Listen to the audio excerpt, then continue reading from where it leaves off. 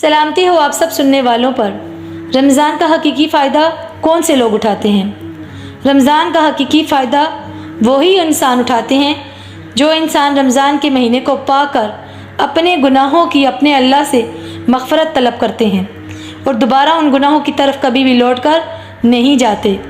یہی وہ لوگ ہیں جو رمضان میں خود کو اپنے نفس کو پاک کر لیتے ہیں اور دوبارہ کبھی اس گناہ کی طرف پلٹ کر نہیں جاتے۔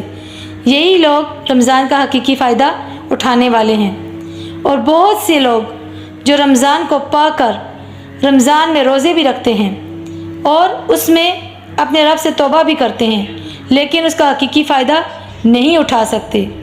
کس طرح سے وہ حقیقی فائدہ نہیں اٹھا سکتے؟ یعنی کہ رمضان کے بعد وہ دوبارہ ان گناہوں کی طرف مائل ہوتے ہیں اور وہ دوبارہ اپنے نفس کو شیطان کے حوالے کر دیتے ہیں، تو انہوں نے رمضان کا حقیقی فائدہ نہیں اٹھا سکا۔